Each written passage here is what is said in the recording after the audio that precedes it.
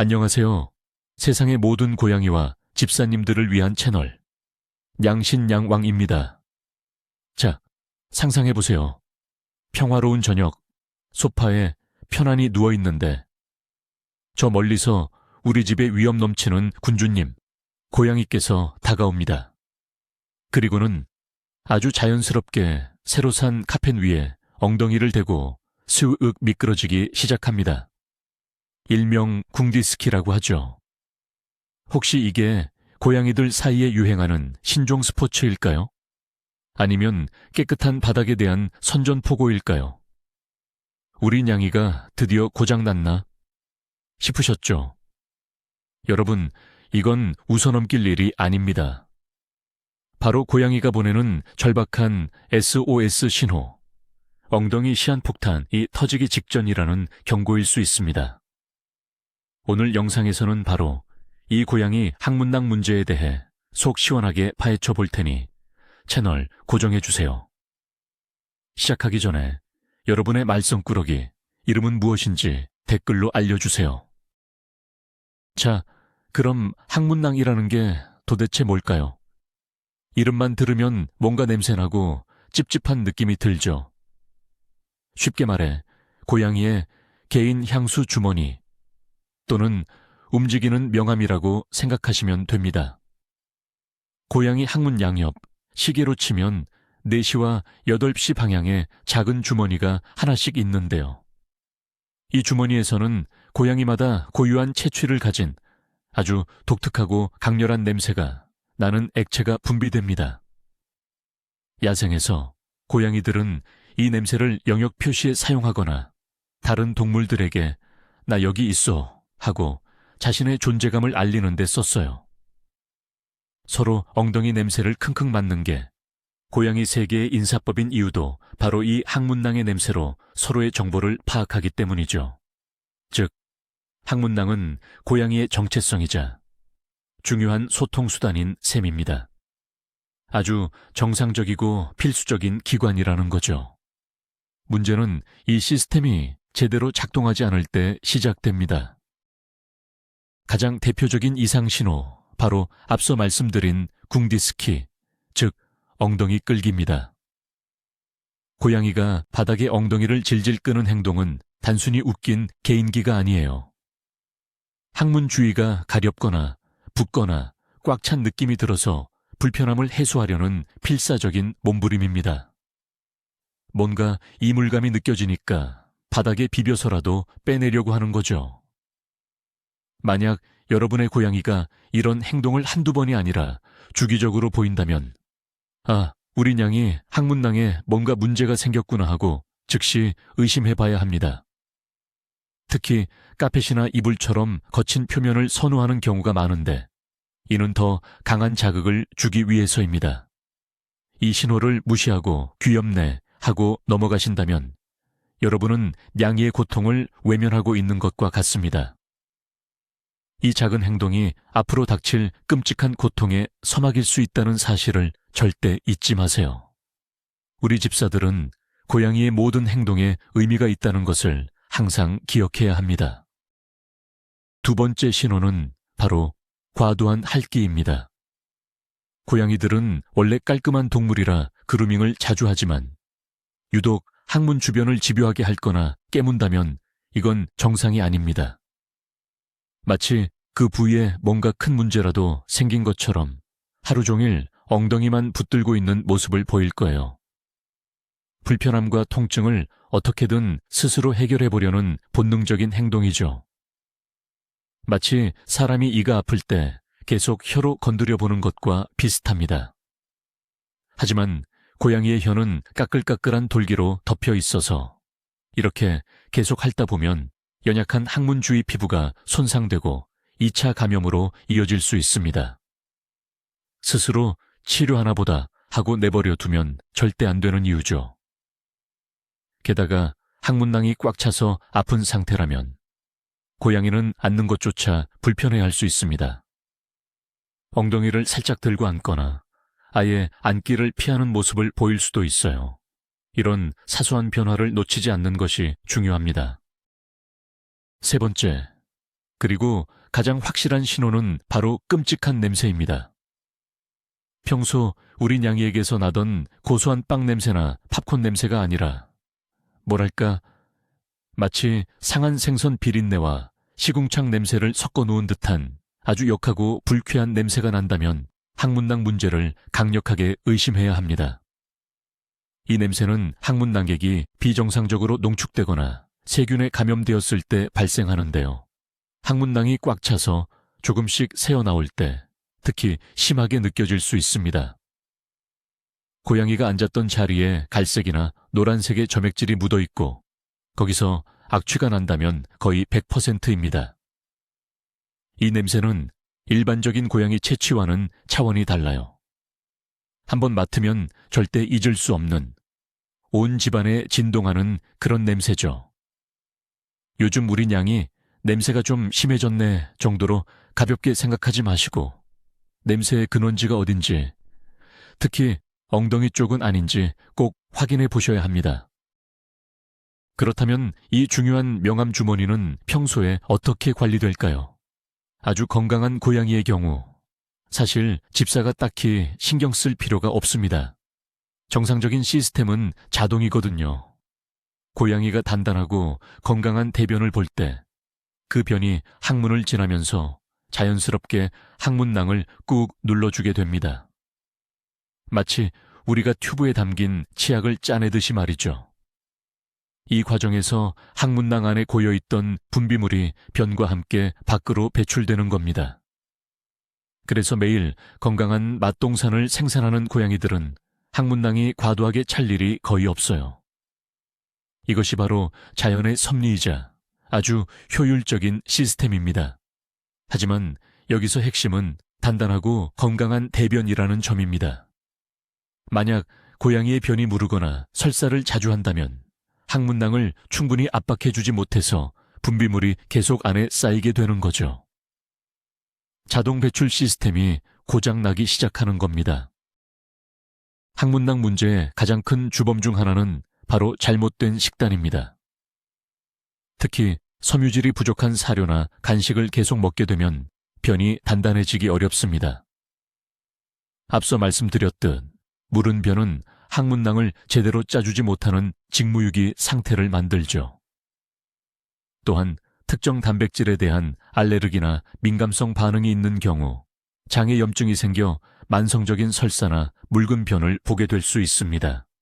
이는 항문낭 문제를 일으키는 직행 티켓이나 다름없습니다.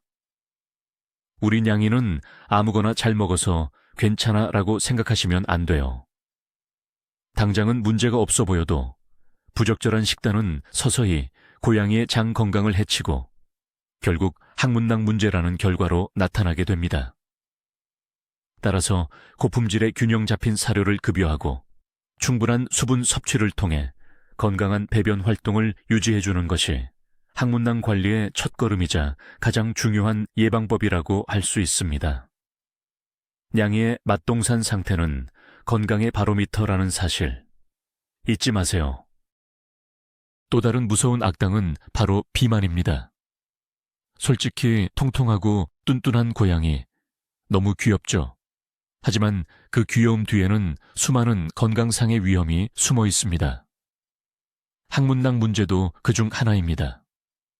살이 찌면 항문 주위에도 지방이 과도하게 쌓이게 되는데요.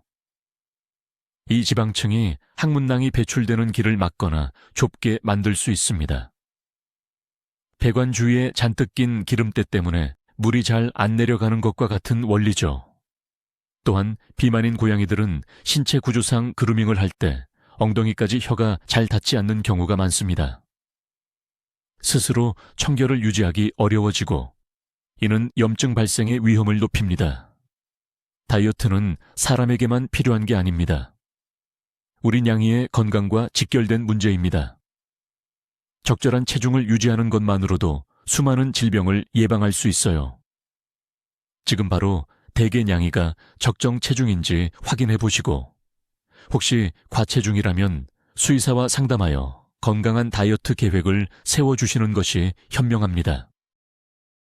때로는 식단이나 체중 문제가 아닌 타고난 신체 구조 때문에 항문낭 문제가 더 자주 발생하는 아이들도 있습니다. 사람마다 체질이 다르듯이 고양이들도 저마다 신체적 특징이 다르니까요.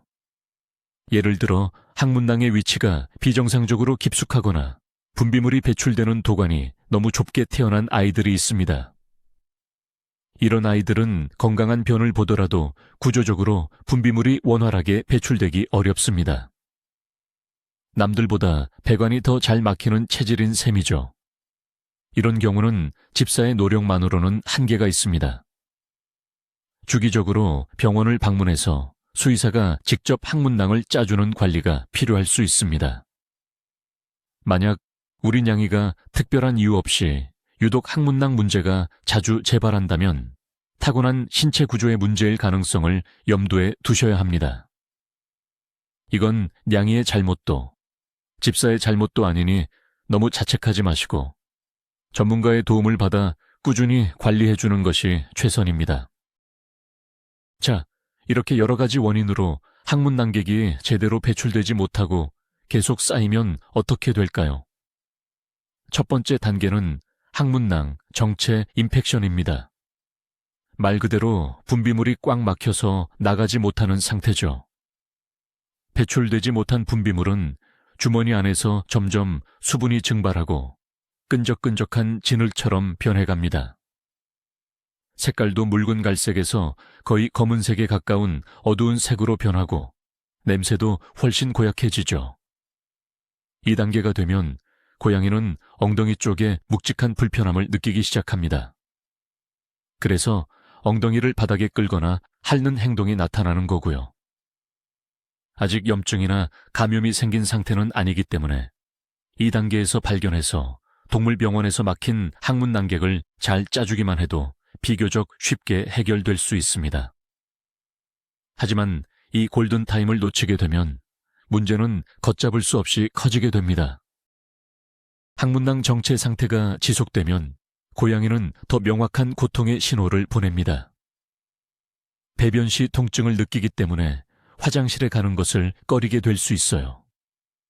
화장실 앞에서 서성이거나 들어가서도 자리를 잡지 못하고 안절부절 못하는 모습을 보입니다. 힘겹게 변을 보면서 고통스러운 울음소리를 내기도 하죠. 변비와 비슷한 증상을 보이지만 원인은 다릅니다. 항문낭이 잔뜩 부어올라 변이 나오는 길을 압박하기 때문에 배변 자체가 힘들어지는 것입니다. 또한 엉덩이가 아프니 앉는 자세도 불편해져서 꼬리를 축 내리거나 이상한 자세로 앉아있기도 합니다. 꼬리나 엉덩이 주변을 만지려고 하면 극도로 예민하게 반응하거나 공격성을 보일 수도 있습니다. 평소에 순하던 아이가 갑자기 엉덩이 터치를 거부한다면 어딘가 아프다는 강력한 신호일 수 있으니 세심하게 살펴봐 주세요. 이런 신호들을 통해 우리는 시한폭탄의 초침 소리를 들을 수 있어야 합니다. 꽉 막힌 항문낭은 세균이 번식하기에 최적의 환경입니다. 영양분은 풍부하고 밖으로 나갈 길은 막혀 있으니 세균들에게는 그야말로 뷔페나 다름없죠. 이렇게 세균이 감염을 일으키면 항문낭염, 사쿠라이티스로 발전합니다. 이제 단순한 불편함을 넘어 본격적인 염증과 통증의 단계로 들어선 겁니다. 이때부터는 항문낭 안에 고름이 차기 시작하고 엉덩이가 눈에 띄게 빨갛게 부어오릅니다. 고양이는 열이 나고 식욕을 잃을 수도 있으며 전반적인 기력이 뚝 떨어집니다. 만져보면 그 부위가 뜨끈뜨끈하게 느껴지기도 해요. 이 단계는 고양이에게 엄청난 고통을 안겨줍니다. 얌전히 앉아있지도 못하고 계속해서 고통스러운 울음소리를 낼 수 있습니다. 이제 상황은 훨씬 더 심각해졌습니다. 단순한 배출 문제를 넘어 몸 전체에 영향을 미치는 염증성 질환이 된 것이니까요. 즉시 동물병원으로 달려가야 하는 응급 상황입니다. 항문낭염이 치료되지 않고 방치되면 상황은 최악으로 치닫습니다. 감염으로 인해 항문낭 안에는 계속해서 고름이 만들어지고 압력은 점점 더 높아집니다. 밖으로 나갈 구멍은 없는데 내용물은 계속 늘어나니 주머니는 터지기 직전의 풍선처럼 팽팽하게 부풀어 오릅니다. 이것이 바로 항문낭 농양, 앱세스 단계입니다. 이제 고양이의 엉덩이 한쪽이 혹처럼 볼록하게 튀어나온 것을 육안으로도 확인할 수 있을 정도가 됩니다. 이 상태의 고통은 정말 상상조차 하기 힘듭니다. 가만히 있어도 찢어질 듯한 통증을 느끼며 고양이는 거의 움직이지 못하고 구석에 숨어서 신음만 흘릴 수도 있습니다. 이 시한폭탄은 이제 터지기 일보 직전입니다. 집사님, 제발 이 단계까지 오기 전에 그 이전에 나타났던 수많은 신호들을 놓치지 말아주세요. 고양이는 말을 하지 못할 뿐 온몸으로 우리에게 아프다고 외치고 있었습니다. 그리고 결국 견디다 못한 항문낭 벽의 가장 약한 부분이 압력을 이기지 못하고 펑 하고 터져버립니다. 이것이 바로 항문낭 파열, 랍처입니다. 항문 주변의 피부가 터지면서 그동안 쌓여있던 피와 고름, 그리고 역한 냄새가 나는 분비물들이 밖으로 쏟아져 나옵니다. 엉덩이에 구멍이 뚫리는 셈이죠. 고양이에게는 극심한 고통과 함께 쇼크가 올 수도 있는 매우 위험한 상황입니다. 물론 이렇게 터지고 나면 그동안 쌓여있던 압력이 해소되면서 일시적으로는 고양이가 편안함을 느낄 수도 있습니다. 하지만 터진 부위는 지저분한 상처로 남게 되고 세균 감염의 위험에 그대로 노출됩니다. 제대로 치료하지 않으면 상처가 아물지 않고 계속해서 분비물이 흘러나오는 구멍으로 남거나 더 심각한 피부 괴사로 이어질 수도 있습니다. 이 끔찍한 상황을 막을 수 있는 기회는 분명히 여러 번 있었습니다. 궁디스키를 탈 때, 엉덩이를 핥을 때, 역한 냄새가 날 때 말이죠. 여기서 많은 집사님들이 하는 위험한 착각이 있습니다. 바로 고양이는 원래 알아서 자라니까 저것도 자연 치유될 거야 라는 믿음입니다.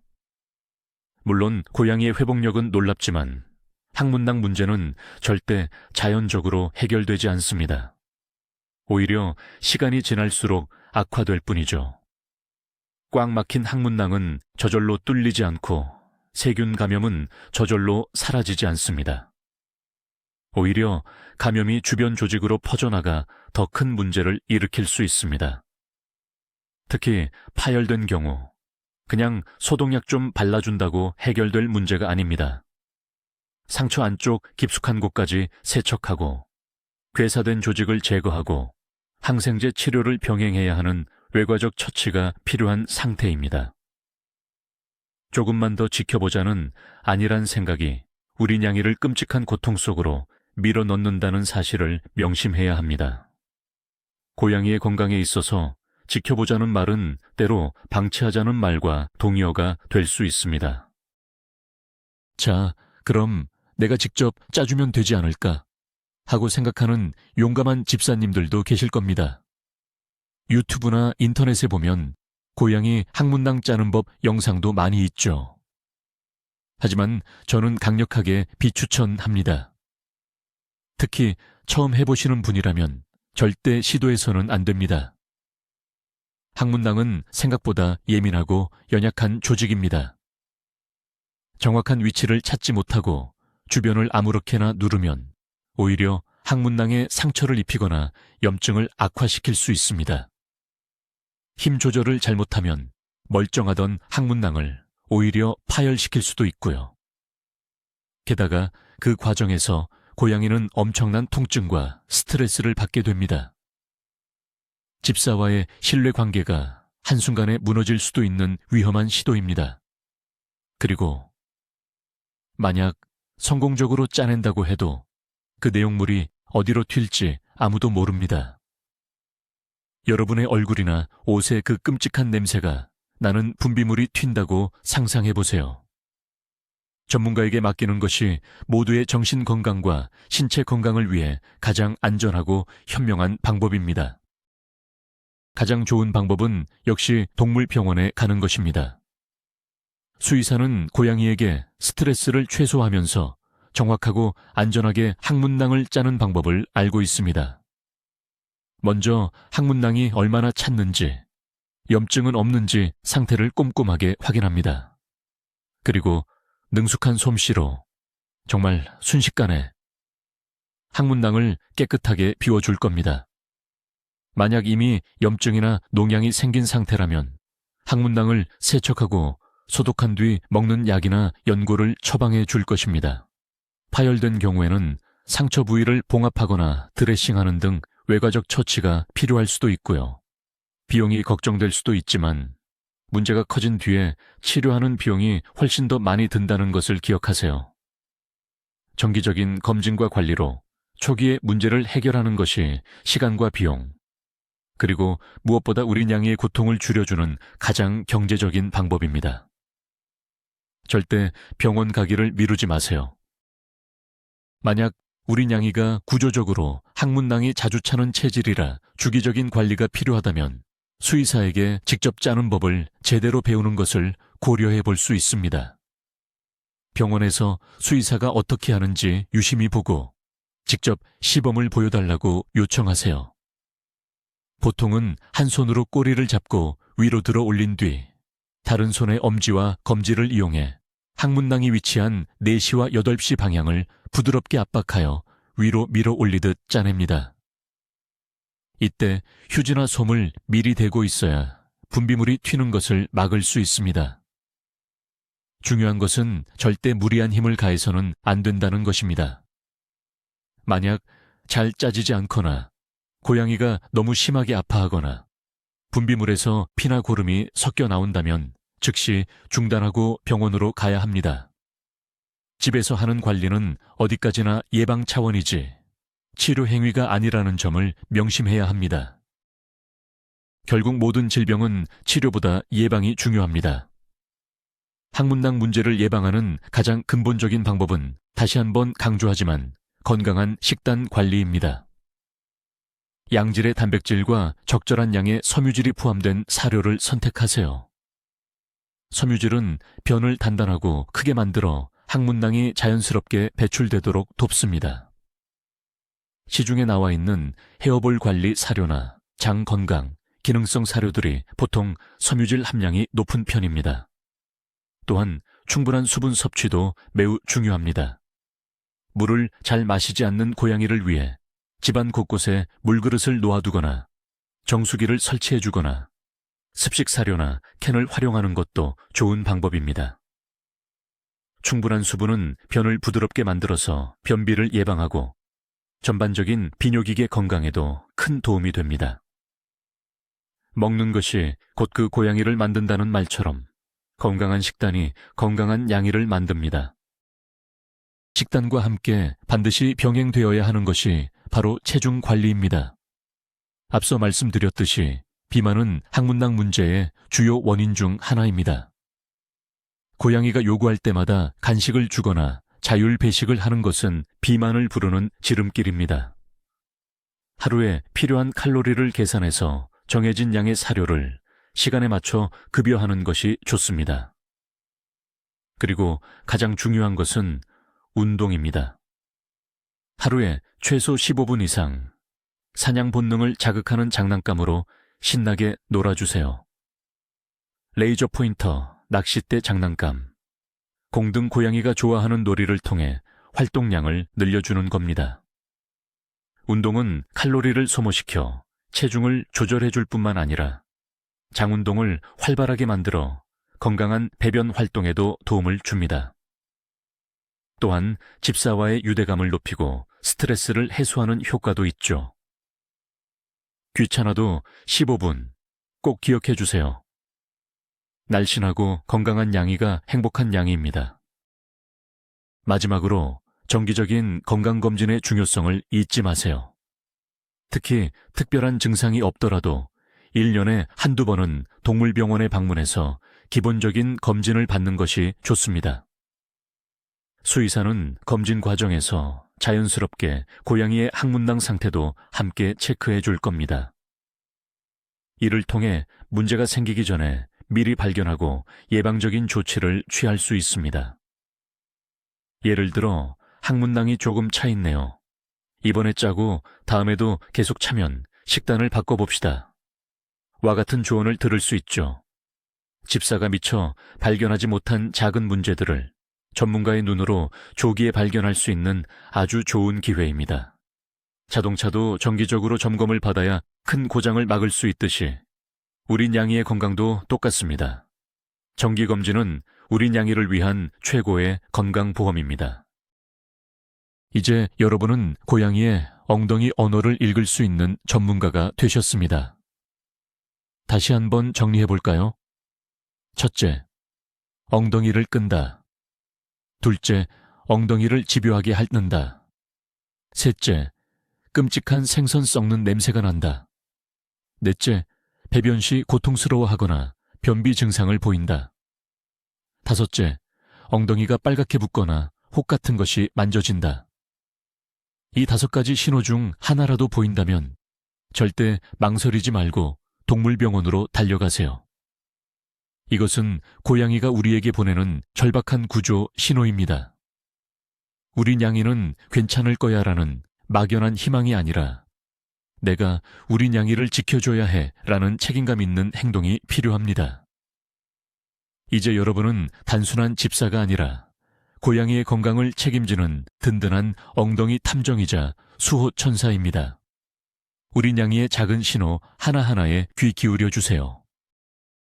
자, 오늘 이렇게 고양이의 엉덩이에 숨겨진 비밀, 항문낭 문제에 대해 알아봤습니다.